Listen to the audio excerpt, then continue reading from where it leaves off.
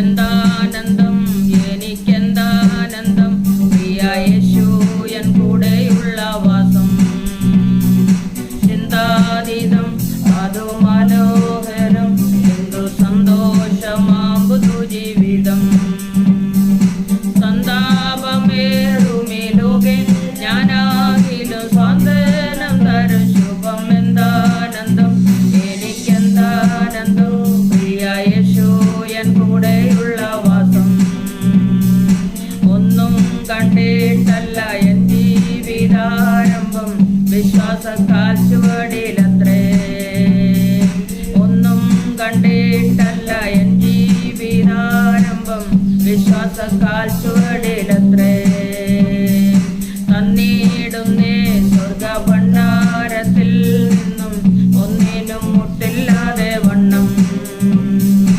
ആശയ്ക്കെതിരായി ആശയോടെ വിശ്വസിക്കുകയിലെല്ലാം സാധ്യം എന്താനന്ദം എനിക്കെന്താനന്ദം പ്രിയ യേശു എൻ കൂടെയുള്ള വാസം ചിന്താതീതം അതു മനോഹരം എന്തു സന്തോഷമാം പുതുജീവിതം സന്താപമേറുമീ ലോകെ ഞാനാകിലും സ്വാന്തനം തരും ശുഭം എന്താനന്ദം എനിക്കെന്താനന്ദം പ്രിയ എൻ കൂടെയുള്ള വാസം ആരോ സഹായിക്കും ആരോ സംരക്ഷിക്കും എന്നുള്ള ഭീതി എനിക്കില്ല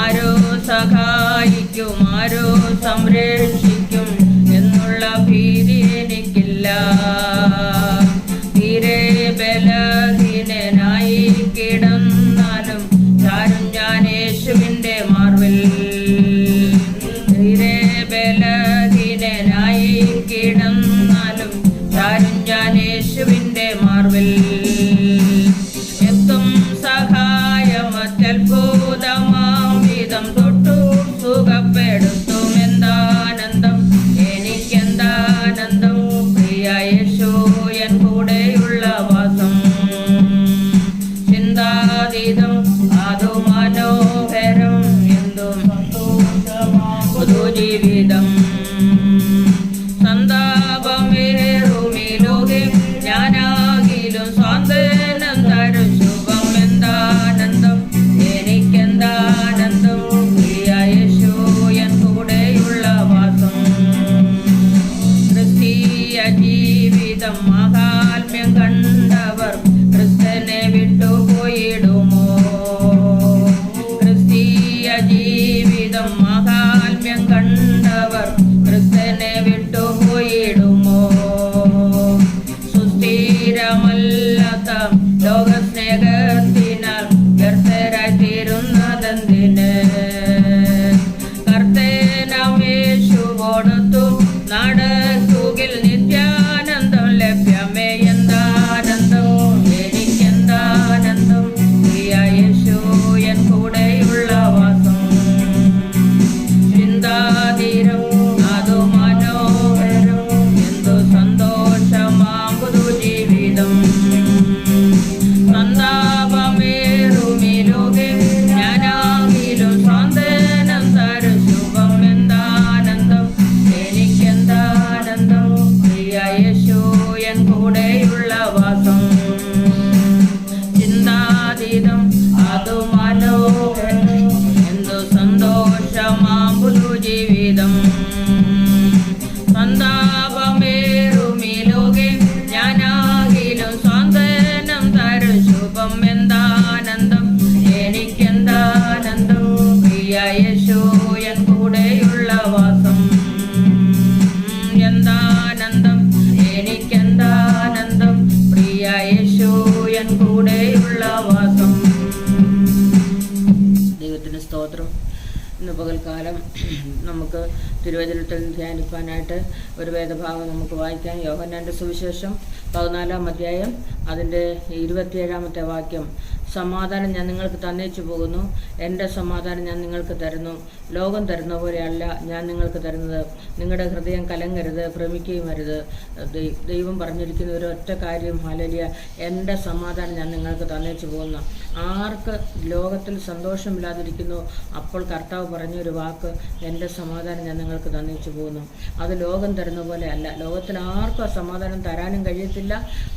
അപ്പോൾ നമുക്ക് നമ്മുടെ ജീവിതത്തിലുള്ള ആ സന്തോഷമില്ലാത്ത അനുഭവം വരുമ്പോൾ ആ കർത്താവ് പറഞ്ഞ്, എൻ്റെ സമാധാനം ഞാൻ നിങ്ങൾക്ക് തന്നേച്ചു പോകുന്നു. ശിഷ്യന്മാരെ നോക്കി ഒരിക്കൽ പറഞ്ഞു, എൻ്റെ സമാധാനം ഞാൻ നിങ്ങൾക്ക് തരുന്നു. കാരണം അവർക്ക് യേശു ഉയർത്തെഴുന്നേറ്റ് കഴിഞ്ഞപ്പോൾ അവർക്ക് സമാധാനമില്ല. അവരെല്ലാം പേടിച്ച് വിറച്ചിരിക്കുന്ന സമയത്ത് കർത്താവ് അവരുടെ നടുവിൽ ചെന്ന് പറഞ്ഞ ഒരു കാര്യമുണ്ട്, എൻ്റെ സമാധാനം ഞാൻ നിങ്ങൾക്ക് തന്നേച്ചു പോകുന്നെന്ന്. അപ്പോൾ ദൈവം കൊടുത്തേച്ചു പോയ ഒരു ഒറ്റ കാര്യം സമാധാനമാണ്. ദൈവത്തിന് സ്തോത്രം. ഇന്ന് ലോകത്തിൽ മനുഷ്യർക്ക് ഇല്ലാത്തൊരു കാര്യം അത് തന്നെയാണ്, സമാധാനമില്ലായ്മയാണ് മനുഷ്യർക്ക് ഇപ്പോൾ ഉള്ളതെല്ലാം. എവിടെ ചെന്ന് നോക്കിയാലും സമാധാനമില്ല. ഇപ്പം നമ്മൾ എവിടെയെങ്കിലും ഒരു പ്രാർത്ഥിക്കാൻ ചെല്ലുന്നു, അവിടെ പറയും സമാധാനമില്ല. ചില കുഞ്ഞുങ്ങളൊക്കെ ഞങ്ങളുടെ കൂടെ VBS പഠിക്കാൻ കടന്നു വരാറുണ്ട്. അപ്പോൾ ആ കുഞ്ഞുങ്ങൾ പറയാറുണ്ട്, എൻ്റെ കുടുംബത്തിലൊരു സമാധാനമില്ല, എൻ്റെ പിതാവ് മദ്യപാനിയാണ്, മാതാവ് അത് കാരണം ദുഃഖിച്ച് വേദനപ്പെടുക, കാരണം ഞങ്ങളെയൊക്കെ ഉപദ്രവിക്കും, ഞങ്ങൾക്കൊരു സ്വസ്ഥതയില്ല, സമാധാനമില്ല. അപ്പം മദ്യപാനികളുടെ വീട്ടിൽ എപ്പോഴും അസ്വസ്ഥതകളായിരിക്കും, എപ്പോഴും വഴക്കും ബഹളവും ഒക്കെ ആയിരിക്കും. അപ്പോൾ അവർക്ക് ഒരിക്കലും സമാധാനം കാണത്തില്ല. പക്ഷേ യേശു പറഞ്ഞിട്ടുള്ളൊരു കാര്യം, എൻ്റെ സമാധാനം നിങ്ങൾക്ക് തരുന്നു. അത് ലോകം തരുന്ന പോലെ അല്ല തരുന്നതെന്ന്. 119 സങ്കീർത്തനം 165 വാക്യത്തിൽ ഇങ്ങനെ പറയുന്നുണ്ട്, ഇവിടെ പറഞ്ഞിരിക്കുന്നത്, നിൻ്റെ ന്യായപ്രമാണത്തോട് പ്രിയമുള്ളവർക്ക് മഹാസമാധാനമുണ്ട്, അവർക്ക് വീഴ്ചയ്ക്ക് സംഗതി ഏതുമില്ല. അപ്പോൾ അവർക്ക് എന്തേലും വീഴ്ച വരേണ്ടി വന്നാലും അതിന് സംഗതി ഏതുമില്ല. കാരണം ആ ന്യായപ്രമാണത്തോട് പ്രിയമുണ്ടോ അവർക്ക് മഹാസമാധാനമുണ്ടെന്നാണ്. യേശു നമ്മുടെ ജീവിതത്തിലേക്ക് കടന്നു വന്നതാ, അല്ല യേശു നമ്മുടെ ഉള്ളത്തിലുള്ളതുകൊണ്ടാണ് നമുക്ക് ആ സമാധാനപരമായ ദൈവം നമ്മളെ വഴി നടത്തുവാൻ ഇടയാക്കി തീർക്കുന്നത്. അല്ല എങ്കിൽ ലോകത്ത് നോക്കുമ്പോൾ എപ്പോഴും ഹല്ലേലൂയ അസ്വസ്ഥതകളും ഭാരങ്ങളും വേദനകളും ഒക്കെയാണ്. അതുകൊണ്ട് ആ കർത്താവ് പറഞ്ഞേക്കുന്നത്, എൻ്റെ സമാധാനം ഞാൻ നിങ്ങൾക്ക് തന്നേച്ചു പോകുന്നു എന്നുള്ളത്. അപ്പോൾ കർത്താവ് നമ്മളോട് അടുത്ത് വരുന്നത് എന്തിനാ? ആ സമാധാനം തരാൻ വേണ്ടിയിട്ട്. സമാധാനം ഉള്ളതുകൊണ്ടല്ലയോ നമ്മൾ സന്തോഷത്തോടെ ദൈവത്തെ പാടി സ്തുതിച്ചൊക്കെ ജീവിക്കാൻ ഇടയാക്കി തീർക്കുന്നത്. അപ്പോൾ ആ സമാധാനം എടുത്തു കളയാൻ ഒരു അന്ധകാര ശക്തിക്കും കഴിയത്തില്ല. കർത്താവ് പറഞ്ഞേക്കുന്നത്, ഞാൻ ഹല്ലേലൂയ ആ സമാധാനം നിങ്ങൾക്ക് തന്നേച്ചു പോകുന്നു. അപ്പോൾ കർത്താവ് ഉയർത്തെഴുന്നേറ്റ് പോകുമ്പോഴും അത് പറഞ്ഞേച്ചാ പോയത്, ഹല്ലേലൂയ എൻ്റെ സമാധാനം ഞാൻ നിങ്ങൾക്ക് തന്നേച്ചു പോകുന്നു എന്നാണ് പറഞ്ഞിരിക്കുന്നത്. ഇവിടെ പറഞ്ഞേക്കുന്ന സത്യസുവിശേഷം അത് ശ്രേഷ്ഠമേറിയതാണ്. ഏറ്റവും ശ്രേഷ്ഠമേറിയ സുവിശേഷം എന്ന് പറയുമ്പോൾ ആ കർത്താവിൻ്റെ വചനപ്രകാരം അല്ലെങ്കിൽ യഥാർത്ഥ അടിസ്ഥാനപ്പെട്ട് അതിനകത്തൂടെ ചേർന്ന് വളരുന്നതാണ് ആ യഥാർത്ഥ സത്യസുവിശേഷം എന്ന് പറയുന്നത്. അത് ഏറ്റവും ശ്രേഷ്ഠമേറിയതാണ്. കർത്താവിൻ്റെ വേല ചെയ്യുന്ന ഓരോ പ്രിയപ്പെട്ടവർക്കും അറിയാം, അതിൻ്റെ അവസാനം അവർ ഏറ്റവും ഒത്തിരി പ്രയാസപ്പെട്ടും ഭാരപ്പെട്ടും ഒക്കെ നടക്കുന്നവരോടൊക്കെ ദൈവം സംസാരിക്കാറുണ്ട്. എപ്പോഴും ദൈവം അടുത്ത് വന്ന് സംസാരിക്കാറുണ്ട്. ഞങ്ങൾ കർത്താവിൻ്റെ വേല ചെയ്യാനായിട്ട് തുടങ്ങുമ്പോൾ വളരെ പ്രയാസത്തോടും ഭാരത്തോടുമാണ് ഞങ്ങൾ മുൻപോട്ട് വന്നത്. അങ്ങനെ മുൻപോട്ട് വരുന്ന സമയത്ത് ഒരിക്കൽ രാത്രി ഞാനിങ്ങനെ ബൈബിൾ വായിച്ചുകൊണ്ടിരിക്കുമ്പോൾ കർത്താവിൻ്റെ അടുത്ത് വന്നു. ഹല്ലേലൂയ. അടുത്ത് വന്നിട്ട് ഞാൻ വായിച്ചുകൊണ്ടിരുന്ന വേദഭാഗത്തിനകത്തേക്ക് ഒരു ലൈറ്റ് അടിച്ച് കാണിക്കുന്ന പോലെ ഒരു വലിയ പ്രകാശം എൻ്റെ മുൻപിൽ വന്നു നിന്നു. അത് പുറകെ കൂടെ ഈ പ്രകാശം വന്നുകൊണ്ടിരുന്നത്. അപ്പോൾ എനിക്കത് തിരിഞ്ഞു നോക്കാനൊരു ഭയം എന്നെ വിറയ്ക്കാൻ തുടങ്ങി. എൻ്റെ ശരീരത്തോടെ എല്ലാം ഇങ്ങനെ വിയർത്തൊഴുകാൻ തുടങ്ങി. എന്തായിരിക്കും ഇതെന്നുള്ളത്. അപ്പോൾ കർത്താവ് എന്നോട് ആ ദിവസങ്ങളിൽ സംസാരിച്ചിരുന്നത്, ഞാൻ മോശയെ നടത്തിയ പോലെ നിന്നെ ഞാൻ നടത്തും, എൻ്റെ തേജസ് നിന്നെ കാണിക്കുമെന്നാണ് എന്നോട് പറഞ്ഞത്. ആ ദൈവത്തിൻ്റെ തേജസ്സാണ് എനിക്ക് കാണാൻ കഴിഞ്ഞത്. അപ്പോൾ രാത്രി ഒരു 2:30 മണി സമയമായപ്പോൾ ഞാൻ ഒരു 60 വോൾട്ടിൻ്റെ ബൾബിൻ്റെ അടിയിൽ ഇരുന്നിട്ട് ഞാൻ ബൈബിൾ ഇങ്ങനെ വായിച്ചുകൊണ്ടിരിക്കുക. ആ സമയത്ത് ഈ ലൈറ്റ് വെട്ടം ഞാൻ കണ്ടത്. ഞാൻ യോശുവയുടെ പുസ്തകമാണ് വായിച്ചുകൊണ്ടിരുന്നത്. അതിനകത്ത് 5 വാചകത്തിനകത്ത് ഈ ലൈറ്റ് വെട്ടം വന്ന് നിൽക്കുക. അതിനകത്ത് പറഞ്ഞിരിക്കുന്നത്, നിനക്കൊന്നുമില്ലാതെ വരുമ്പോൾ നീ പിറുപിറുക്കരുത് എന്നാണ് എന്നോട് പറയാനിടെ. എനിക്ക് ഹൃദയത്തിനകത്ത് ഒരു പരിച്ഛേദന വേണം എന്നാണ്. കാരണം നല്ല ജോലി ചെയ്തുകൊണ്ട് നല്ല ജോലിക്കാരനൊക്കെ ആയിരുന്നപ്പോൾ എൻ്റെ വീട്ടിൽ ആവശ്യമുള്ള എല്ലാ സാധനങ്ങളും മേടിച്ചു തരും, എല്ലാ കാര്യങ്ങളും ഞങ്ങൾക്ക് ഡ്രസ്സ്, എനിക്കും കുഞ്ഞിനുമൊക്കെ നല്ല ഡ്രസ്സുകളും എല്ലാം മേടിച്ചു തരും. പക്ഷേ കർത്താവിൻ്റെ വേല ചെയ്യാൻ തുടങ്ങിയപ്പോൾ അതുപോലെ പൈസയില്ല. അപ്പോൾ അതുകൊണ്ട് ഞാൻ ഒന്നും ദുഃഖിച്ച് പിറുപിറുക്കരുത് എന്നാണ് എന്നെ കാണിച്ചു തന്നതിൻ്റെ അർത്ഥം. അത് കഴിഞ്ഞിട്ട് ഞാനിങ്ങനെ അടുത്ത പേജ് മറിച്ചു. അപ്പോൾ ഈ വെട്ടം ഇങ്ങനെ എൻ്റെ മുൻപിൽ വന്നുകൊണ്ടിരിക്കുകയാണ്. അപ്പോൾ ഒരു 3 വാചകത്തിനകത്ത് ഈ വെട്ടം വന്നു നിന്നു. എന്നിട്ട് അവിടെ എഴുതിയിരിക്കുന്നത്, ഇപ്പോൾ കിട്ടുന്നത് നിനക്ക് പിന്നെ ആ നന്മ പിന്നെ അങ്ങ് വിളവ് കിട്ടിയാൽ പിന്നെ നിനക്ക് പിന്നെ ഇത് കിട്ടത്തില്ലെന്നാണ് പറഞ്ഞിരിക്കുന്നത്. അപ്പോൾ ദൈവത്തിൻ്റെ ആ വിളവ് അനുഭവിച്ച ദിവസം മന്ന നിന്ന് പോയെന്നാണ്. അപ്പോൾ മന്ന ഇപ്പോൾ കിട്ടിക്കൊണ്ടിരിക്കുന്ന മന്നയാണ്, അത് കഴിഞ്ഞാൽ പിന്നെ നിനക്ക് അല്ലെങ്കിൽ ആ വിളവ് കിട്ടും. വിളവ് കിട്ടിയാൽ പിന്നെ ആ മന്ന നിന്നു പോകും എന്നാണ് പറഞ്ഞ അർത്ഥം. അപ്പോൾ നിനക്ക് എന്തോ ആവശ്യമുണ്ടെങ്കിലും നീ സ്തോത്രം പറഞ്ഞു എന്നോട്. ഞാനപ്പോൾ കർത്താവ് സ്തോത്രം, ഞങ്ങൾ കർത്താവിൻ്റെ വേല ചെയ്യാൻ തുടങ്ങുമോ? ആരോടെങ്കിലും നമുക്ക് വല്ലതും ചോദിക്കാൻ പറ്റുമോ? ആരോടെങ്കിലും നമുക്കൊന്നും ഇല്ലെന്ന് പറയാൻ പറ്റുമോ? ഇങ്ങനെ ഒരു പ്രയാസങ്ങളൊക്കെ അനുഭവിച്ച് മുൻപോട്ട് നീങ്ങുമ്പോഴാണ് ഇങ്ങനത്തെ ഒരു ശബ്ദം എന്നെ കേൾപ്പിച്ചത്. അപ്പോൾ ഒരു ദിവസം വലിയ കാറ്റും മഴയും വന്നു. ആ കാറ്റും മഴയും വന്നപ്പോൾ എൻ്റെ വീട്ടിൽ പിന്നെ മണ്ണെണ്ണയില്ല, പച്ചരിയില്ല, ഇങ്ങനെയൊക്കെ ഒത്തിരി സാധനങ്ങളില്ലാത്ത ഒരവസ്ഥ. അങ്ങനെ വന്നപ്പോൾ ഞാൻ എന്ത് ചെയ്യുന്നറിയാമോ? കർത്താവെ സ്തോത്രം പറയാനല്ലേ എന്നോട് പറഞ്ഞേക്കുന്നത്. അതുകൊണ്ട് ഞാൻ കർത്താവെ അതിനെല്ലാം സ്തോത്രം ഇങ്ങനെ പറഞ്ഞുകൊണ്ടിരിക്കുക. ഒരു 5:30 മണി സമയമായി. പെട്ടെന്ന് ഒരു സഹോദരി എൻ്റെ വീട്ടിലേക്ക് കടന്നു വരിക. ആ സഹോദരി കുറച്ച് ഒരു 5 ലിറ്റർ മണ്ണെണ്ണയും കുറച്ച് 5 കിലോ അരിയും എല്ലാമായിട്ട് എൻ്റെ വീട്ടിലേക്ക് വരിക. അപ്പോൾ നോക്ക്, ഞാൻ ഏത് വിഷയത്തിനാണ് ഭാരപ്പെട്ടിരിക്കുന്നത് ആ വിഷയം എൻ്റെ മുമ്പിൽ തന്നെ കൊണ്ടുതരുക ദൈവം. അപ്പം നീ ഏത് കാര്യത്തിനാണ് ഭാരപ്പെടുന്നത് അതിന് ദൈവം മതിയായവനാണെന്നാണ്. നമുക്കറിയാം ദൈവത്തിൻ്റെ വചനത്തിൽ ദേവന്മാരിൽ നിനക്ക് തുല്യനായവനില്ല, നിൻ്റെ പ്രവൃത്തികൾക്ക് തുല്യമായ ഒരു പ്രവൃത്തിയുമില്ലാന്ന് ഹല്ലേലൂയ 86-ാം സങ്കീർത്തനം 8-ാം വാക്യത്തിൽ പറഞ്ഞിട്ടുണ്ട്. ആ കർത്താവേ, ദേവന്മാരിൽ നിനക്ക് തുല്യനായവനില്ല, നിൻ്റെ പ്രവൃത്തികൾക്ക് തുല്യമായ ഒരു പ്രവൃത്തിയുമില്ല എന്നാണ് അവിടെ ദൈവത്തിൻ്റെ വചനത്തിൽ കാണാൻ കഴിയുന്നത്. നിന്റെ പ്രവൃത്തികൾക്ക് തുല്യമായ ഒരു പ്രവൃത്തിയുമില്ല. നീ ഉണ്ടാക്കിയ സകല ജാതികളും തിരുമുൻപിൽ വന്ന് നമസ്കരിക്കും, അവർ നിന്റെ നാമത്തെ മഹത്വപ്പെടുത്തും. ആ ദൈവത്തിൻ്റെ നാമത്തെ മഹത്വപ്പെടുത്തുവാനും അവനെ സ്തുതിക്കുവാനും ഒക്കെ ഇടയാക്കി തീർക്കുന്ന സാഹചര്യങ്ങൾ ദൈവം നമുക്ക് ഉണ്ടാക്കി തരും. ആ പുറപ്പാട് പുസ്തകം 15-ാം അധ്യായം അതിൻ്റെ 11-ാമത്തെ വാക്യത്തിൽ ഇങ്ങനെ പറയുന്നുണ്ട്, യഹോവേ, ദേവന്മാരിൽ നിനക്ക് തുല്യൻ ആർ? വിശുദ്ധിയിൽ മഹിമയുള്ളവനെ, സ്തുതികളിൽ ഭയങ്കരനെ, അത്ഭുതങ്ങളെ പ്രവർത്തിക്കുന്നവനെ നിനക്ക് തുല്യനാർ? നീ വലം കൈ നീട്ടി നീ ഭൂമി അവരെ വിഴുങ്ങി, നീ വീണ്ടെടുത്ത ജനത്തെ ദയയാൽ നടത്തി. നിന്റെ വിശുദ്ധ നിവാസത്തിലേക്കും നിന്റെ ബലത്താൽ നീ അവരെ കൊണ്ടുവന്നു. ജാതികൾ കേട്ട് നടുങ്ങുന്നു, ഫെലിസ്ത്യ നിവാസികൾക്ക് ഭീതി പിടിച്ചിരിക്കുന്നു. ഇവിടെ പറഞ്ഞിരിക്കുന്നത് അവരെ പിന്തുടർന്ന് വന്ന കുറച്ച് ശത്രുക്കളുണ്ടായിരുന്നു. അവർ പറയാണ്, ഞാൻ പിന്തുടരും, പിടിക്കും, കൊള്ള പങ്കിടും, എൻ്റെ ആശ അവരാൽ പൂർത്തിയാകും, ഞാൻ എൻ്റെ വാൾ ഊരും, എൻ്റെ കൈ അവരെ നിഗ്രഹിക്കും എന്ന് ശത്രു പറഞ്ഞു. നിന്റെ കാറ്റിനെ നീ ഊതിച്ചു, കടലവരെ മൂടി, അവർ ഈയം പോലെ പെരുവെള്ളത്തിൽ താണു. അപ്പോൾ ശത്രു പറയുക, ഞാൻ പിടിക്കും, പിന്തുടരും എന്ന് പറഞ്ഞിട്ട് പറവാൻ ഇവരുടെ പുറകെ വരിക ഇസ്രായേൽ മക്കളുടെ. ആ പുറകെ വരുന്ന സമയത്ത് പറയാം, എൻ്റെ ആശ അവരാൽ പൂർത്തിയാകും, ഞാൻ എൻ്റെ വാൾ ഊരും, എൻ്റെ കൈ അവരെ നിഗ്രഹിക്കും എന്നൊക്കെ പറഞ്ഞുകൊണ്ട് വരിക. പക്ഷേ ശത്രു വന്നപ്പം അവിടെ നിന്റെ കാറ്റിന് നീ ഊതിച്ചു, കടൽ അവരെ മൂടി, അവർ ഈയം പോലെ പെരുവെള്ളത്തിൽ താണു. ഈയം പോലെ പെരുവെള്ളത്തിൽ താണു. അവരെ ഓടി വരുക ഇവരെ ഉപദ്രവിക്കാനായിട്ട്. പക്ഷേ അവരെല്ലാം ദൈവത്തിൻ്റെ കാറ്റിനെ ഊതിച്ചു. ആ ദൈവത്തിൻ്റെ കാറ്റിന് ശക്തിയുണ്ട്. ആ കാറ്റിനെ ഊതിച്ചു കഴിഞ്ഞപ്പോഴത്തേക്ക് എന്ത് ചെയ്യുന്നറിയാമോ? കടൽ അവരെ മൂടുവാൻ തീർന്നു. ഫറവോനെയും സൈന്യത്തെയും ചെങ്കടലിൽ തള്ളിയിട്ടവനെ അവൻ്റെ എന്നേക്കുള്ളത് നമ്മളെപ്പോഴും പാടുമില്ലേ അതുപോലെ. അപ്പോൾ ഇവിടെ പറയുക, അവരെ നിഗ്രഹിച്ചു, അവർ ഈയം പോലെ പെരുവെള്ളത്തിൽ താണു. നിമിഷ നേരം കൊണ്ട് വലിയ ഇരുമ്പ് രഥമായിരുന്നു പിന്നെ ഫറവോൻ്റെ രഥങ്ങളൊക്കെ. ആ രഥങ്ങളുമായിട്ടാണ് വന്ന് വെള്ളത്തിലേക്ക് അവർ ഹല്ലേലൂയ ആ ചെങ്കടലിലേക്ക് ഇറങ്ങി മുമ്പോട്ട് പോകാൻ തുടങ്ങിയപ്പോഴത്തേക്ക് അവരുടെ രഥചക്രങ്ങളുടെ ഓട്ടം ദൈവം പ്രയാസമാക്കിയെന്ന് അവിടെ ദൈവത്തിൻ്റെ വചനത്തിൽ കാണുന്നുണ്ട്. ആ രഥചക്രങ്ങളുടെ ഓട്ടം പ്രയാസമാക്കിയപ്പോൾ അവർ വളരെയധികം ഭാരപ്പെട്ട് മുമ്പോട്ട് പോകാൻ കഴിയാതായി. പക്ഷേ ആ ഇരുമ്പ് രഥങ്ങളെ തകർക്കാൻ വേറെ ഒരു കൈയും വേണ്ടി വന്നില്ല. അവിടെ ദൈവത്തിൻ്റെ കരം ഹല്ലേലൂയ അവിടെ ശക്തമായി പ്രവർത്തിക്കാൻ ഇടയായി തീർന്നു. ശക്തമായി പ്രവർത്തിച്ചിട്ട് ഇങ്ങനെ പറഞ്ഞിട്ടുണ്ട് ഹല്ലേലൂയ, ആ ഇരുമ്പ് രഥത്തെ തകർക്കാൻ വെള്ളം മതിയായിരുന്നു. ആ വെള്ളം അവരെ മൂടിയെന്ന്. വെള്ളം മൂടിക്കഴിഞ്ഞപ്പോൾ രഥം എന്ത് ചെയ്യും? എല്ലാം വെള്ളത്തിൽ താണുപോയി.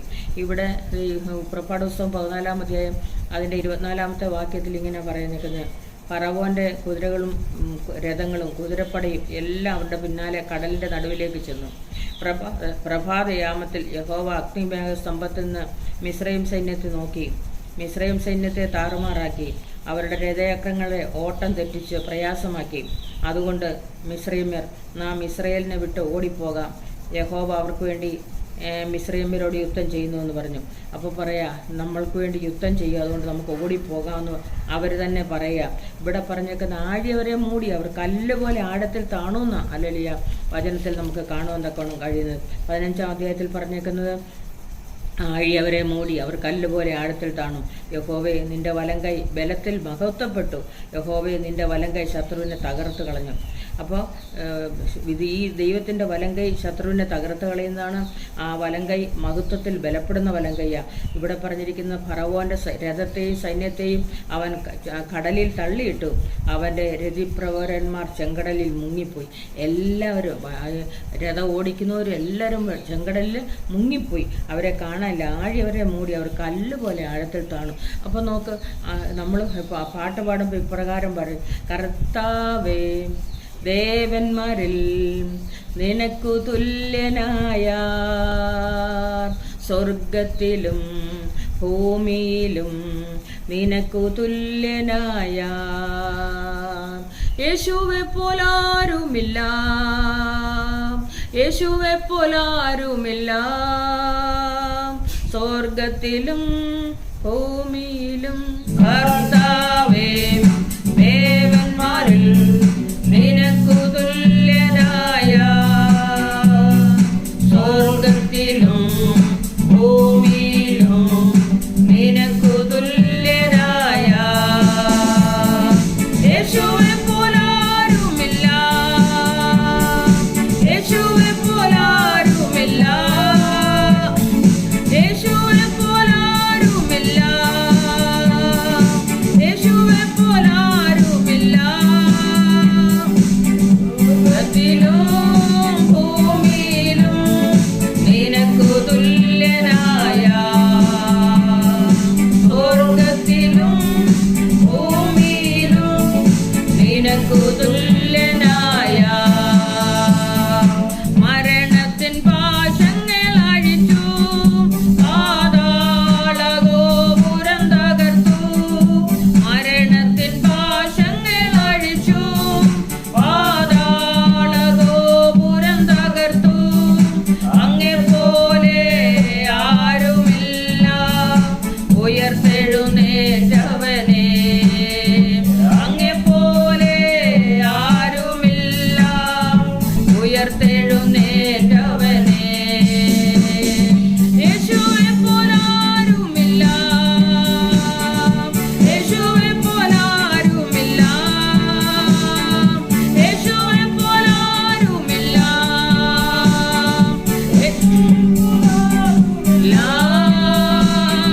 സ്വർഗത്തിലും ഭൂമിയിലും നിനക്കു തുല്യനായ, സ്വർഗത്തിലും ഭൂമിയിലും നിനക്കു തുല്യനായ. ദൂതന്മാരിൽ ഭോജനത്തിനായി നിൻ ജനത്തെ പോഷിപ്പിച്ചു,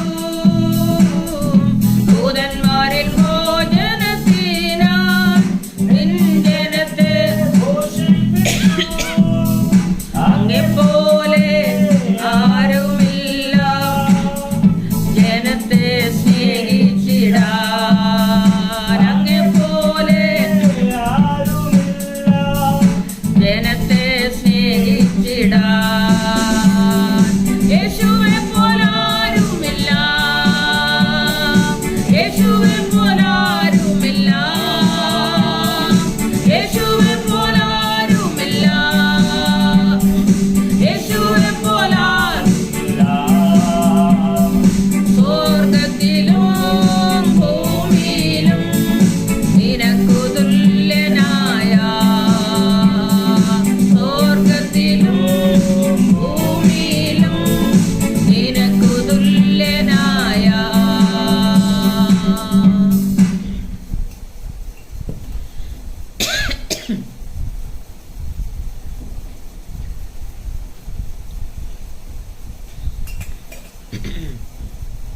സ്വർഗത്തിലും ഭൂമിയിലും നിനക്ക് തുല്യനായ ആരുമില്ല എന്നാണ് ദൈവത്തിൻ്റെ വചനത്തിൽ നമുക്ക് കാണുവാൻ തക്കവണ്ണം കഴിയുന്നത്. 2 പത്രോസിൻ്റെ ലേഖനം 1-ാം അധ്യായം അതിൻ്റെ 3 മുതലുള്ള ഭാഗങ്ങൾ വായിക്കുമ്പോൾ ഇപ്രകാരം കാണുന്നുണ്ട്. തൻ്റെ മഹത്വത്താലും വീര്യത്താലും നമ്മെ വിളിച്ചവൻ്റെ പരിജ്ഞാനത്താൽ അവൻ്റെ ദിവ്യശക്തി ജീവനും ഭക്തിക്കും വേണ്ടിയതൊക്കെ നമുക്ക് ദാനം ചെയ്തിരിക്കുന്നുവല്ലോ. അവയാൽ അവൻ നമുക്ക് വിലയേറിയതും അതിമഹത്തായ വാഗ്ദത്തങ്ങളും നൽകിയിരിക്കുന്നു. ഇവയാൽ നിങ്ങൾ ലോകത്തിൻ്റെ മോഹത്താലുള്ള നാശം വിട്ടൊഴിഞ്ഞ് ദിവ്യ സ്വഭാവത്തിൻ്റെ കൂട്ടാളികളായി തീരുവാനിട വരുന്നു.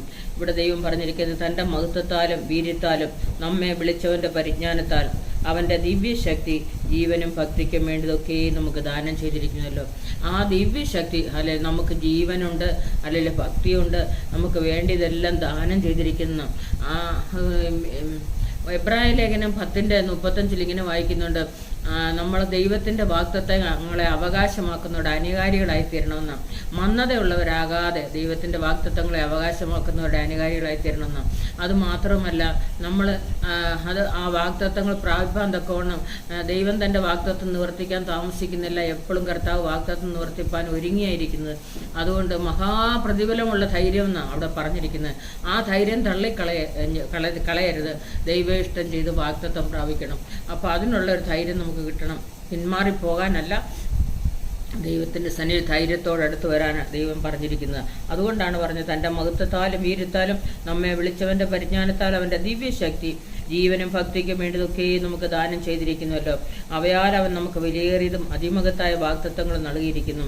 ഇവയാൽ നിങ്ങൾ ലോകത്തിൻ്റെ മോഹത്താലുള്ള നാശം വിട്ടൊഴിഞ്ഞ് ദിവ്യ സ്വഭാവത്തിന് കൂട്ടാളികളായി തീരുവാനിട വരുന്നു. അപ്പോൾ ലോകത്തിൻ്റെ മോഹത്താലുള്ള നാശം വിട്ടൊഴിഞ്ഞ് ദിവ്യ സ്വഭാവത്തിന് കൂട്ടാളികളായി തീരുവാൻ നമുക്ക് ദൈവം ഇടവരുത്തുന്നു. അതുമാത്രമല്ല, ഹല്ലേലൂയ, നമുക്കൊരു പ്രത്യേകതരം സ്വഭാവം അവൻ്റെ മഹത്വത്താലും വീര്യത്താലും നമ്മളെ വിളിച്ചതാണ്. ആ പരിജ്ഞാനം നമുക്ക് കടന്നു വരുമ്പോൾ തന്നെ ജീവനും ഭക്തിക്കും വേണ്ടതെല്ലാം ദാനം ചെയ്യും. അവയാൽ നമുക്ക് വിലയേറിയതും അതിമഹത്തായ വാഗ്ദത്തങ്ങളും നൽകിയിരിക്കുന്ന. അപ്പോൾ അതിമഹത്തായ ഒരു വാഗ്ദത്തം ദൈവം നമുക്ക് തന്നിരിക്കുന്നത്. ആ വാഗ്ദത്തങ്ങളെ അവകാശമാക്കണമെങ്കിൽ മന്ദതയുള്ളവരായി നടന്നാലൊക്കത്തില്ല. നമ്മൾ ഏകാഗ്രതയോട് വേണം, ഉത്സാഹത്തോട് വേണം. നമ്മൾ 2 കൊരിന്ത്യർ 12-ാം അധ്യായത്തിൽ പറഞ്ഞേക്കുന്ന ഉത്സാഹത്തിൽ മടുപ്പില്ലാതെ ആത്മാവിൽ എരിവുള്ളവരായി കർത്താവിനെ സേവിക്കണമെന്ന്. അപ്പോൾ ആ ആത്മീയമായ സന്തോഷത്തോടെ ഉത്സാഹത്തോടെ അത് പ്രാപിച്ചെടുക്കണമെന്നാണ് നമുക്ക്. ഹല്ലേലൂയ. ഇവിടെ പറഞ്ഞിരിക്കുന്നത് വിലയേറിയ വാഗ്ദത്തങ്ങളാണ് നമുക്ക് നൽകിയിരിക്കുന്നത്. അവയാൽ നിങ്ങൾ ലോകത്തിൻ്റെ മോഹത്താലുള്ള നാശം വിട്ടൊഴിഞ്ഞ് ദിവ്യ സ്വഭാവത്തിന് കൂട്ടാളികളായി തീരുവാൻ ഇടവരുന്നു. അത് നിമിത്തം തന്നെ നിങ്ങൾ സകല ഉത്സാഹവും കഴിച്ച് നിങ്ങളുടെ വിശ്വാസത്തോട് വീര്യവും, വീര്യത്തോട് പരിജ്ഞാനവും, പരിജ്ഞാനത്തോട് ഇന്ദ്രിയജയവും, ഇന്ദ്രിയജയത്തോട് സ്ഥിരതയും, സ്ഥിരതയോട് ഭക്തിയും, ഭക്തിയോട് സഹോദരപ്രീതിയും, സഹോദരപ്രീതിയോട് സ്നേഹവും കൂട്ടിക്കൊള്ളുവീൻ. ഇവ നിങ്ങൾക്കുണ്ടായി വർദ്ധിക്കുന്നുവെങ്കിൽ നിങ്ങൾ നമ്മുടെ കർത്താവായ യേശുക്രിസ്തുവിൻ്റെ പരിജ്ഞാനം സംബന്ധിച്ച് ഉത്സാഹമില്ലാത്തവരും നിഷ്ഫലന്മാരും ആയിരിക്കത്തില്ല. അവയില്ലാത്തവനോ കുരുടനത്രേ. അപ്പോൾ ഇവ നിങ്ങൾക്കുണ്ടായി വർദ്ധിക്കുന്നുവെങ്കിൽ നിങ്ങൾ കർത്താവായ യേശുക്രിസ്തുവിൻ്റെ പരിജ്ഞാനം സംബന്ധിച്ച് ഉത്സാഹമില്ലാത്തവരും നിഷ്ഫലന്മാരും ആയിരിക്കത്തില്ല. അവയില്ലാത്തവനോ കുരുടനത്രേ. അവൻ ഹ്രസ്വദൃഷ്ടിയുള്ളവനും തൻ്റെ മുമ്പിലത്തെ പാപങ്ങളുടെ ശുദ്ധീകരണം മറന്നവനും തന്നെ. അതുകൊണ്ട് സഹോദരന്മാരെ, നിങ്ങളുടെ വിളിയും തിരഞ്ഞെടുപ്പ് ഉറപ്പാക്കുവാൻ അധികം ശ്രമിപ്പീൻ. അങ്ങനെ ചെയ്താൽ നിങ്ങൾ ഒരു നാൾ ഇടറിപ്പോകാതെ നമ്മുടെ കർത്താവും രക്ഷിതാവുമായ യേശുക്രിസ്തുവിൻ്റെ നിത്യരാജ്യത്തിലേക്കുള്ള പ്രവേശനം ധാരാളമായി പ്രാപിക്കും. അപ്പം നിത്യരാജ്യത്തിലേക്കുള്ള പ്രവേശനം ധാരാളമായി പ്രാപിക്കണമെങ്കിൽ എന്തൊക്കെ നമുക്ക് ആവശ്യമുണ്ടെന്ന് ഇവിടെ പറഞ്ഞിരിക്കുന്നതെന്നറിയാമോ? അവയാൽ ലോകത്തിൻ്റെ മോഹത്താലുള്ള നാശം വിട്ടൊഴിഞ്ഞ് ദിവ്യ സ്വഭാവത്തിന് കൂട്ടാളികളായി തീരുവാൻ ഇടവരുന്നു. അത് നിമിത്തം തന്നെ നിങ്ങൾ സകല ഉത്സാഹവും കഴിച്ച്. അപ്പോൾ ദിവ്യ സ്വഭാവത്തിന് കൂട്ടാളികളായി തീരുമ്പോൾ വളരെ സകല ഉത്സാഹവും കഴിച്ച് നിങ്ങളുടെ അതുകൊണ്ട് പറഞ്ഞിരിക്കുന്നത് സകല ഉത്സാഹവും കഴിച്ച് നിങ്ങളുടെ വിശ്വാസത്തോട് വീര്യവും. അപ്പോൾ വിശ്വാസം മാത്രം പോരാ, വീര്യമുള്ള വിശ്വാസം എന്നാണ് അവിടെ പറഞ്ഞിരിക്കുന്നത്. വീര്യത്തോട് പരിജ്ഞാനം, പരിജ്ഞാനത്തോട് ഇന്ദ്രിയജയം, ഇന്ദ്രിയജയത്തോട് സ്ഥിരതയും, സ്ഥിരതയോട് ഭക്തിയും. ഇവിടെ ചിലർ പറയും പരിജ്ഞാനമുണ്ട്, എനിക്ക് വീര്യമുണ്ട് എന്നൊക്കെ പറയും. പക്ഷേ ഇന്ദ്രിയജയം ഇല്ലെങ്കിലോ ഇതെല്ലാം പോയി. ആ ഇന്ദ്രിയ ജയമില്ലെങ്കിൽ ഒരിക്കലും നമുക്ക് മുമ്പോട്ട് പോകാൻ കഴിയത്തില്ല. അപ്പം ഇന്ദ്രിയ ജയം ഉണ്ടെങ്കിൽ മാത്രമേ അത് സ്ഥിരതയോടെ നിൽക്കുവാനും ഇത് ജയിക്കുവാനും ഒക്കെ കഴിയത്തുള്ളൂ. അപ്പോൾ ഓരോ കാര്യങ്ങളും ചെയ്യുമ്പോൾ അതിന് നിങ്ങളുടെ വിശ്വാസത്തോട് വീര്യവും, വീര്യത്തോട് പരിജ്ഞാനവും, പരിജ്ഞാനത്തോട് ഇന്ദ്രിയ ജയവും, ഇന്ദ്രിയജയത്തോട് സ്ഥിരതയും. കണ്ടോ, ഇന്ദ്രിയജയത്തോട് സ്ഥിരത. അപ്പൊ സ്ഥിരമായ ഒരു കാര്യം. അയ്യോ ഞാൻ യോബ് ഇങ്ങനെ പറയുന്നുണ്ട് 30-ാം അധ്യായത്തിൽ, ഞാനൊരു കന്യകയെ നോക്കുന്നത് എങ്ങനെ. അപ്പോൾ അവൻ ദൈവസന്നിധിയിൽ ഒരു പാപം ചെയ്യാനുള്ള താല്പര്യം ഇല്ല എന്നാണ് അവിടെ കാണിക്കുന്നത്. അപ്പോൾ എൻ്റെ കണ്ണ് ഞാൻ ദൈവത്തിങ്കിലേക്കാണ് നോക്കുന്നത്, വേറെ എങ്ങോട്ടും പോകത്തില്ലെന്ന. അപ്പോൾ അവിടെ ഒരു ഇന്ദ്രിയ ജയമാണ് കിട്ടുന്നത്. ഇവിടെ പറഞ്ഞിരിക്കുന്ന ഇന്ദ്രിയജയത്തോട് സ്ഥിരതയും, സ്ഥിരതയോട് ഭക്തിയും, ഭക്തിയോട് സഹോദരപ്രീതിയും, സഹോദരപ്രീതിയോട് സ്നേഹവും കൂട്ടിക്കൊള്ളുകയും. ഇവ നിങ്ങൾക്കുണ്ടായി വർദ്ധിക്കുന്നുവെങ്കിൽ നിങ്ങൾ നമ്മുടെ കർത്താവായ യേശുക്രിസ്തുവിന്റെ പരിജ്ഞാനം സംബന്ധിച്ച് ഉത്സാഹമില്ലാത്തവരോ നിഷ്ഫലന്മാരും ആയിരിക്കത്തില്ല. അപ്പോൾ ഉത്സാഹമില്ലാത്തവരും നിഷ്ഫലന്മാരും ആയിരിക്കുന്നെങ്കിൽ അതിൻ്റെ അർത്ഥം അവർക്ക് ഇതിൻ്റെ ഒരു താല്പര്യവും ഇല്ലെന്ന് അതിൻ്റെ അർത്ഥം. അവയില്ലാത്തവനോ കുരുടനത്രേ. അവൻ ഹ്രസ്വദൃഷ്ടിയുള്ളവനും തൻ്റെ മുമ്പിലത്തെ പാവങ്ങളുടെ ശുദ്ധീകരണം മറന്നവനുമാകുന്നു. അപ്പോൾ പാപത്തിനൊരു ശുദ്ധീകരണം വന്നവർക്ക് മാത്രമേ മുൻപോട്ട് ഇങ്ങനെ പോകാൻ പറ്റത്തുള്ളൂ, അല്ലാത്തവർക്ക് പോകാൻ പറ്റത്തില്ല. അതുകൊണ്ട് സഹോദരന്മാരെ, നിങ്ങളുടെ വിളിയും തിരഞ്ഞെടുപ്പ് ഉറപ്പാക്കുവാൻ അധികം ശ്രമിപ്പീൻ. നമുക്കറിയാം, പാപം ചെയ്യേണ്ട സാഹചര്യങ്ങൾ ഒരുപക്ഷെ ജോസഫിനെ അലട്ടിയിരിക്കാം. എങ്കിലും ആ ജോസഫ് എന്ത് ചെയ്തില്ല, അല്ലെ, ആ പാപം ചെയ്യാതെ അവനെ പുറത്തേക്ക് ഓടിക്കളഞ്ഞു എന്ന് അവിടെ നമ്മൾ തിരുവചനത്തിൽ വായിക്കുന്നത്.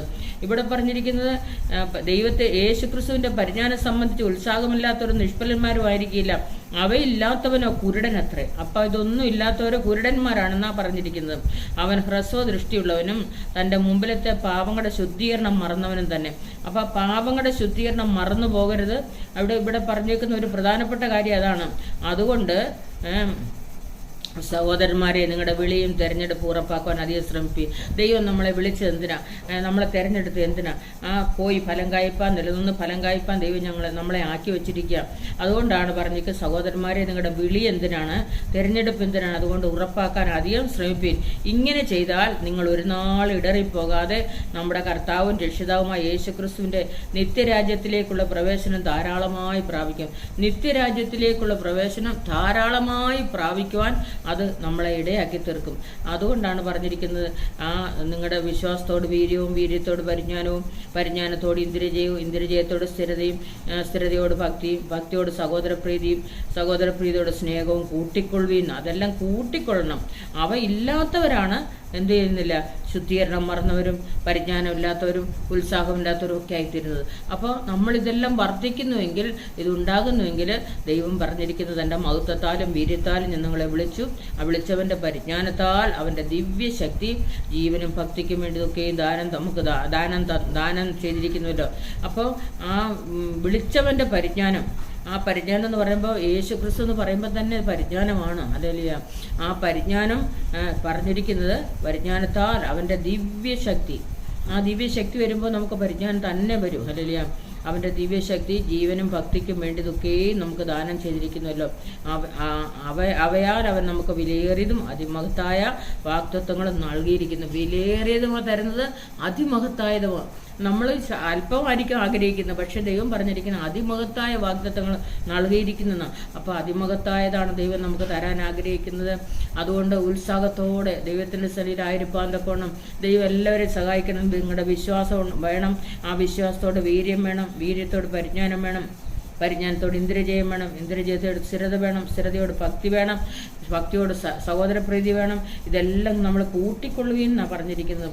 അങ്ങനെ ചെയ്താൽ ഇടറിപ്പോകാതെ, ഒരു നാൾ ഇടറിപ്പോകാതെ നമ്മുടെ കർത്താവും രക്ഷിതാവുമായ യേശുക്രിസ്തുവിൻ്റെ നിത്യരാജ്യത്തിലേക്കുള്ള പ്രവേശനം ധാരാളമായി പ്രാപിക്കും. ഇതെല്ലാം നമുക്ക് വേണ്ടത് എന്തിനെന്നറിയാമോ?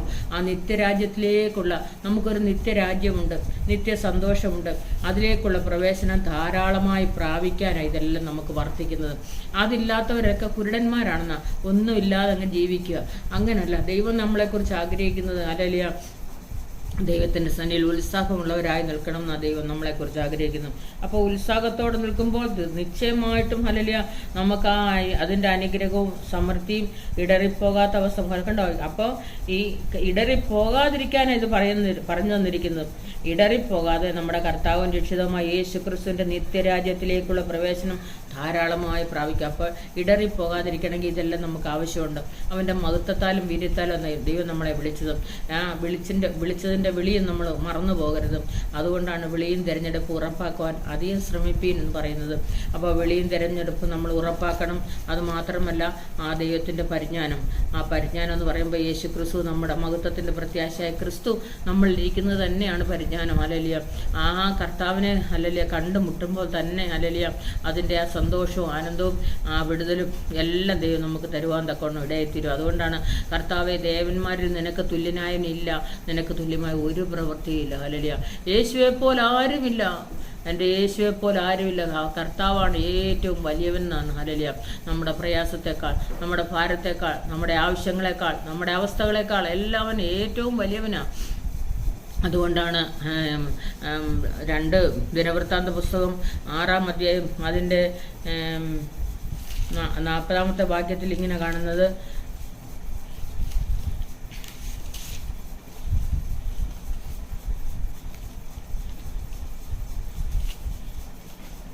അതിൻ്റെ 40-ാമത്തെ വാക്യത്തിൽ ഇങ്ങനെ കാണുന്നു, ഇപ്പോഴും എൻ്റെ ദൈവമേ, ഈ സ്ഥലത്ത് വെച്ച് കഴിക്കുന്ന പ്രാർത്ഥനയ്ക്ക് നിന്റെ കണ്ണ് തുറന്നും നിന്റെ ചെവി ശ്രദ്ധിച്ചു ഇരിക്കണമേ. ആകയാൽ യഹോവയായ ദൈവമേ, നീയും നിന്റെ ബലത്തിൻ്റെ പെട്ടകവും എഴുന്നേറ്റ് നിന്റെ വിശ്രാമത്തിലേക്ക് വരണമേ. യഹോവയായ ദൈവമേ, നിന്റെ പുരോഹിതന്മാർ രക്ഷാവസ്ത്രം ധരിക്കുകയും നിന്റെ ഭക്തന്മാർ നന്മയിൽ സന്തോഷിക്കുകയും ചെയ്യുമാറാകട്ടെ. യഹോവയായ ദൈവമേ, നിന്റെ അഭിഷിക്തൻ്റെ മുഖത്തെ ത്യജിച്ച് കളയരുതേ. ഇവിടെ പറഞ്ഞിരിക്കുന്നത് നിന്റെ അഭിഷിക്തൻ്റെ മുഖത്തെ ത്യജിച്ച് കളയരുത്. ഇവിടെ പറഞ്ഞിരിക്കുന്നത് പുരോഹിതന്മാരെ രക്ഷാവസ്ത്രം ധരിപ്പിക്കുന്ന ദൈവം ഭക്തന്മാർ നന്മയിൽ സന്തോഷിക്കുകയും ചെയ്യുമാറാകട്ടെ. നീ നിന്റെ ബലത്തിൻ്റെ പെട്ടകവും എഴുന്നേറ്റ് നിന്റെ വിശ്രമത്തിലേക്ക് വരണമേ. യഹോവയായ ദൈവമേ, പുരോഹിതന്മാരെ രക്ഷാവസ്ത്രം ധരിപ്പിക്കും. അവൻ രക്ഷാവസ്ത്രം പുരോഹിതന്മാരെ ധരിപ്പിക്കുന്ന ദൈവമാണ്. ഇപ്പോഴും എൻ്റെ ദൈവമേ, ഈ സ്ഥലത്ത് കഴിക്കുന്ന പ്രാർത്ഥനയ്ക്ക് നിന്റെ കണ്ണ് തുറന്നും ചെവി ശ്രദ്ധിച്ചു ഇരിക്കണമേ. ഒരിക്കൽ ഞാൻ ന്യൂഡൽഹിയിലേക്ക് കടന്നു പോവുക. എൻ്റെ സഹോദരി അവിടെ ഉണ്ട്. അപ്പോൾ ഞാൻ അവളെ കാണാനായിട്ട് കടന്നു പോകുന്ന സമയത്ത് അവൾക്ക് സുഖമില്ലെന്നും പറഞ്ഞുകൊണ്ടാണ് ഞാൻ ഇവിടുന്ന് പോകാനിടയിൽ തരുന്നത്. കുറേ വർഷങ്ങൾക്ക് മുമ്പ് പോകുമ്പോൾ അവിടെ വലിയ ചൂടുള്ള സമയം. എനിക്കവിടെ നിൽക്കാൻ പറ്റുമോ എന്നറിയത്തില്ല, അത്രമാത്രം ചൂടാണ്. അപ്പോൾ ഞാനപ്പോൾ ട്രെയിനിൽ ഇരിക്കുമ്പോൾ തന്നെ കൂടെ എൻ്റെ കൂടെ ഇരുന്ന് യാത്ര ചെയ്യുന്നവരെല്ലാം പറഞ്ഞു, ഒന്ന് പ്രാർത്ഥിച്ചു, അവിടെ ചെല്ലുമ്പോൾ നിൽക്കാൻ പറ്റണം, ഭയങ്കര ചൂട് കൂടുതലാണ്, അവിടെ നിൽക്കാൻ പറ്റത്തില്ല, പിന്നെ എന്തോ ചെയ്യുമെന്ന് പറഞ്ഞ് എന്നോട് പറഞ്ഞു. അപ്പോൾ അന്ന് രാത്രി ഞാൻ, കർത്താവേ, എനിക്ക് ആ സാഹചര്യങ്ങളെല്ലാം നീ എനിക്ക് അനുകൂലമാക്കി തരണമേ എന്ന് പറഞ്ഞു. അപ്പോൾ എൻ്റെ അനിയത്തിക്ക് സുഖമില്ലാത്തതുകൊണ്ടാണ് ഞാൻ പോകുന്നത്. ആ പോകുന്ന വഴിയിൽ തന്നെ ദൈവം എന്നോട് ഈ വചനം ഇടപെടുവാനിടയെ തീർന്നു. പുരോഹിതന്മാരെ രക്ഷാവസ്ത്രം ധരിപ്പിക്കും ഞാൻ. അതുകൊണ്ട് നീ അവരെക്കുറിച്ച് പ്രയാസപ്പെടണ്ട, നീ നിൻ്റെ കാര്യം ഓർത്തോ, നിൻ്റെ ശുശ്രൂഷ നീ ചെയ്തോളാനാണ് കർത്താവിനോട് പറഞ്ഞത്. അവിടെ ചെന്ന ആ സമയം മുതൽ ഞാൻ 1 മാസത്തോളം അവിടെ നിൽക്കുവാനിടയിൽ തീർന്നു. ആ സമയം മുതൽ അവിടെ എല്ലാ സ്ഥലങ്ങളും ഓടി നടന്ന് ശുശ്രൂഷ ചെയ്യുവാനും അനേകർ ആ വീട്ടിലേക്ക് പ്രാർത്ഥിക്കാൻ വരികയൊക്കെ ചെയ്യുവാനിടയിൽ തീർന്നു. അപ്പോൾ അവരോടുള്ള ദൈവത്തിൻ്റെ ആലോചന അരുളപ്പാടും ഒക്കെ പറഞ്ഞു കൊടുക്കാൻ ദൈവം എനിക്ക് കൃപ തന്നു. അതുമാത്രമല്ല, ഞാനീ പോരുന്ന സമയം വരെയും ഞാൻ ഈ ശുശ്രൂഷയിലായിരുന്നു. അവിടെ ഞാൻ ചെല്ലുന്നത് എൻ്റെ അനിയത്തിക്ക് സുഖമില്ലെന്നും പറഞ്ഞുകൊണ്ടാണ് ഞാൻ അങ്ങോട്ട് പോയത്. പോയപ്പോൾ ആ ദൈവം എന്നോട് പറഞ്ഞു, പുരോഹിതന്മാരെ രക്ഷാവസ്ത്രം ഞാൻ ധരിപ്പിക്കും, നീ അതിനുവേണ്ടി ഭാരപ്പെടണ്ട, കാരണം അതിനുള്ള രക്ഷ അല്ലെങ്കിൽ അവർക്കുള്ള വിടുതൽ ഞാൻ കൽപ്പിച്ചോളാം, നീ അതിനെക്കുറിച്ച് ഭാരപ്പെട്ട് പോകണ്ട എന്നാണ് എന്നോട് പറഞ്ഞത്. ഞാൻ അവിടെ ചെന്ന് 1 മാസക്കാലം അവിടെ ശുശ്രൂഷ ചെയ്തതിന് ശേഷം സന്തോഷത്തോടെ മടങ്ങി വരുവാനിടയിൽ തീർന്നു. എന്നെ ദൈവം അവൾക്ക് പ്രതികൂലമായതുകൊണ്ടാണ് ഞാൻ അവിടോട്ട് പോയത്, അല്ലേ പോകത്തില്ലായിരുന്നു. കാരണം എനിക്ക് ഒരു ചെറിയ കുഞ്ഞുണ്ട്, ആ കുഞ്ഞിനെ ഇട്ടച്ച് എനിക്ക് പോകാൻ പറ്റത്തില്ലായിരുന്നു. എന്നിട്ട് ഞാൻ അവിടെ പോകാനിടയിൽ തീർന്നു. അവിടെ പോയി ആ സമയത്ത് പോയി ആ ശുശ്രൂഷ ചെയ്തതിന് ശേഷം മടങ്ങി വരാൻ ഇടയായി തീർന്നു. നമ്മൾ വിചാരിക്കുന്ന പോലെ അല്ല, എൻ്റെ വിചാരങ്ങൾ നിൻ്റെ വിചാരങ്ങളല്ല, എൻ്റെ വഴികൾ നിങ്ങളുടെ വഴികളും അല്ലെന്ന കർത്താവ് പറഞ്ഞിരിക്കുന്നത്. വാനം ഭൂമിക്ക് മീതെ ഉയർന്നിരിക്കുന്ന പോലെ നമ്മുടെ വഴികളെക്കാൾ ദൈവത്തിൻ്റെ വഴിയും നമ്മുടെ വിചാരങ്ങളെക്കാൾ ദൈവത്തിൻ്റെ വിചാരങ്ങളും വളരെയാകുന്നു നമ്മളെക്കുറിച്ച്. അവിടെ പറഞ്ഞിരിക്കുന്ന പുരോഹിതന്മാരെ ഞാൻ രക്ഷാവസ്ത്രം ധരിപ്പിക്കും. അപ്പോൾ ആ പുരോഹിതന്മാരെ രക്ഷാവസ്ത്രം ധരിപ്പിക്കും ദൈവം. ഞാൻ അവിടെ ചെന്ന് 2 ദിവസം കഴിഞ്ഞപ്പോഴത്തേക്ക് എൻ്റെ അനിയത്തിക്ക് സുഖം കിട്ടി. ഞാൻ പിന്നെ എല്ലാ ദിവസവും ഹല്ലേലൂയ ഓടി നടന്ന് കർത്താവിൻ്റെ വേല ചെയ്യുവാൻ ദൈവം എനിക്ക് അവിടെ ഇടയാക്കി തീർത്തു. അങ്ങനെ 1 മാസക്കാലം അവിടെ ശുശ്രൂഷ കഴിഞ്ഞ് ഞാൻ മടങ്ങി വരുവാനിടയിൽ തരുന്നു. അപ്പം ഞാൻ അവളെക്കുറിച്ചുള്ള ഭാരത്തിലാണ് ഞാൻ ഇവിടുന്ന് പോയത്. പക്ഷേ ആ പോകുന്ന വഴിയിൽ തന്നെ ദൈവം അവളെ സൗഖ്യമാക്കി. അതുമാത്രമല്ല, എനിക്ക് അവിടെ ശുശ്രൂഷ ചെയ്യുവാനും ദൈവം അവസരങ്ങളെ ഒരുക്കി തന്നു. അപ്പോൾ അതൊക്കെ പുരോഹിതന്മാരെ രക്ഷാവസ്ത്രം ധരിപ്പിക്കുന്ന ദൈവം എങ്ങനെയാണ് നടത്തുന്നതെന്നാണ് ഹല്ലേലൂയ കാണിച്ചു തന്നതും. നീയും നിന്റെ ബലത്തിൻ്റെ പെട്ടകവും എഴുന്നേറ്റ് നിന്റെ വിശ്രമത്തിലേക്ക് വരണമേ. യഹോവയായ ദൈവമേ, നിന്റെ പുരോഹിതന്മാരെ രക്ഷാവസ്ത്രം ധരിപ്പിക്കുകയും നിന്റെ ഭക്തന്മാർ നന്മയിൽ സന്തോഷിക്കുകയും ചെയ്യുമാറാകട്ടെ. ഭക്തന്മാർ നന്മയിൽ സന്തോഷിക്കണം. അതുകൊണ്ടാണ് പറഞ്ഞിരിക്കുന്നത്, മഹത്വത്താലും വീര്യത്താലും ഞാൻ നിങ്ങളെ വിളിച്ചതാ. അവൻ്റെ പരിജ്ഞാനം ജീവനും ഭക്തിക്കും വേണ്ടതെല്ലാം ദാനം ചെയ്തിരിക്കുന്നല്ലോ. ജീവൻ വേണ്ടതും ഭക്തിക്ക് വേണ്ടതും എല്ലാം നമുക്ക് ദാനം ചെയ്തിരിക്കുന്നുണ്ട്. അവയാൽ വിലയേറിയതും അതിമഹത്തായ വാഗ്ദത്തങ്ങളെ നമുക്ക് നൽകിയിരിക്കുന്നു. അപ്പോൾ എത്ര മഹത്തായതാ, അതിമഹത്തായ വാഗ്ദത്തങ്ങളാണ് ദൈവം നമുക്ക് നൽകിയിരിക്കുന്നത്. ആ നൽകിയിരിക്കുന്ന വാഗ്ദത്തങ്ങളെല്ലാം അവകാശമാക്കുവാൻ തക്കോണം ദൈവം നമ്മളെ സഹായിക്കണം. നെഹമ്യാവിൻ്റെ പുസ്തകത്തിൽ ഇപ്രകാരം കാണുന്നുണ്ട്. ദൈവസന്നിധിയിൽ ഹല്ലേലൂയ സ്തോത്രം ആരംഭിക്കുന്നു. അപ്പം നമ്മളെയും നമ്മുടെ കുഞ്ഞുങ്ങളെയും കുറിച്ച് ദൈവത്തിന് പദ്ധതികളുണ്ട്. ഇവിടെ പറഞ്ഞിട്ടുണ്ട്, ആസാഫിൻ്റെ മകനായ നെഹമ്യാവിൻ്റെ പുസ്തകം 11-ാം അധ്യായം 17-ാം വാക്യത്തിൽ ആസാഫിൻ്റെ മകനായ സബ്ദിയുടെ മകനായ മീഖയുടെ മകനായി പ്രാർത്ഥനയിൽ സ്തോത്രം ആരംഭിക്കുന്ന തലവനായ മത്ഥന്യാവ് രണ്ടാമൻ. അപ്പോൾ അവിടെ ആസാഫ്, ഹേമാൻ, യദൂൻ ഇതൊക്കെ വചനം അല്ലെങ്കിൽ സങ്കീർത്തനം രചിക്കുന്ന രചയിതാവായിരുന്നു അവരൊക്കെ. പക്ഷേ അവർ ആസാഫൊക്കെ നല്ല പാട്ടുകാരനും അല്ലെങ്കിൽ പിന്നെ സങ്കീർത്തനം എഴുതുന്നവരും ഒക്കെ ആയിരുന്നു. ഇവിടെ പറഞ്ഞിരിക്കുന്ന ആസാഫിൻ്റെ കൊച്ചുമകൻ അവൻ പ്രാർത്ഥനയിൽ സ്തോത്രം ആരംഭിക്കുന്നതിൻ്റെ തലവനായിരുന്നു. അപ്പോൾ നമ്മളെയും നമ്മുടെ കുഞ്ഞുങ്ങളെയും കുറിച്ചും ദൈവത്തിന് പദ്ധതികളുണ്ട്. മഹത്വത്താലും വീര്യത്താലും വിളിച്ച ദൈവം ഹല്ലേലൂയ നമ്മുടെ കുഞ്ഞുങ്ങളെയും കണ്ടിട്ടുണ്ട്. അതുകൊണ്ടാണ് പറഞ്ഞിരിക്കുന്നത്, അവൻ്റെ കൊച്ചുമകൻ ആസാഫിൻ്റെ കൊച്ചുമകൻ, ആസാഫ് ദൈവത്തിൻ്റെ സന്നിധിയിൽ നിന്നും ആസാഫിൻ്റെ കൊച്ചുമകൻ പ്രാർത്ഥനയിൽ സ്തോത്രം ആരംഭിക്കുന്നവനായിരുന്നു. അപ്പോൾ സ്തോത്രം എന്ന് പറഞ്ഞ് ഹല്ലേലൂയ ആ പ്രാർത്ഥനയിൽ ആ സ്തോത്രം ആരംഭിക്കുന്ന ഒരുത്തൻ ഹല്ലേലൂയ നോക്കുക, അവരെക്കുറിച്ചും വചനത്തിൽ കാണുന്നുണ്ട്. ഹല്ലേലൂയ മക്കളും മക്കളുടെ മക്കളും എല്ലാം ഹല്ലേലൂയ ദൈവത്തിൻ്റെ സന്നിധിയിലായിരിക്കണമെന്ന് ദൈവം ആഗ്രഹിക്കുന്നുണ്ട്. അതുകൊണ്ടല്ല ഒരു പാട്ടുകാരൻ പാടുന്നത്, തലമുറയായി അവൻ നമുക്ക് നല്ലൊരു സങ്കേതമാ,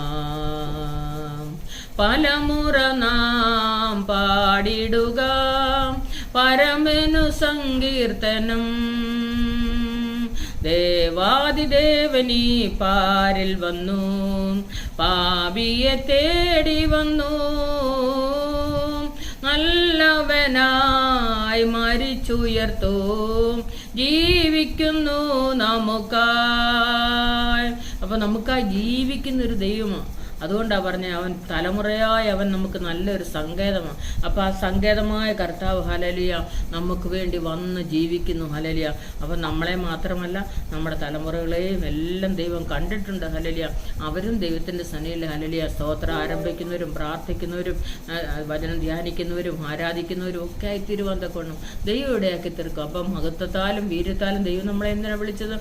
വിളിച്ചവൻ്റെ പരിജ്ഞാനമാണ്. ഹല്ലേലൂയ ആ കുടുംബത്തെയും രക്ഷിക്കുവാൻ ദൈവം ഇടയാക്കി തീർക്കുന്നത്. അതുകൊണ്ട് ഇന്ന് പകൽക്കാലം ഹല്ലേലൂയ എന്നെ കേട്ടുകൊണ്ടിരിക്കുന്ന എല്ലാ പ്രിയപ്പെട്ടവരോടും എനിക്ക് പറയാനുള്ളത്, ഹല്ലേലൂയ നിങ്ങളെയും നിങ്ങളുടെ കുഞ്ഞുങ്ങളെയും ഹല്ലേലൂയ ദൈവം തൻ്റെ മഹത്വത്താലും വീര്യത്താലും വിളിച്ച് വേർതിരിക്കുന്നത്.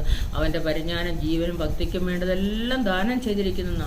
അപ്പം ജീവനുള്ളതും ഭക്തിക്കുള്ളതും എല്ലാം ദാനം ചെയ്തിരിക്കുക. അവയാൽ വിലയേറിയതും അതിമഹത്തായ വാഗ്ദത്തങ്ങൾ നൽകിയിരിക്കുന്ന വിലയേറിയതുമാണ്, അതിമഹത്തായാണ്. അത് അതിമഹത്തായതാണ്.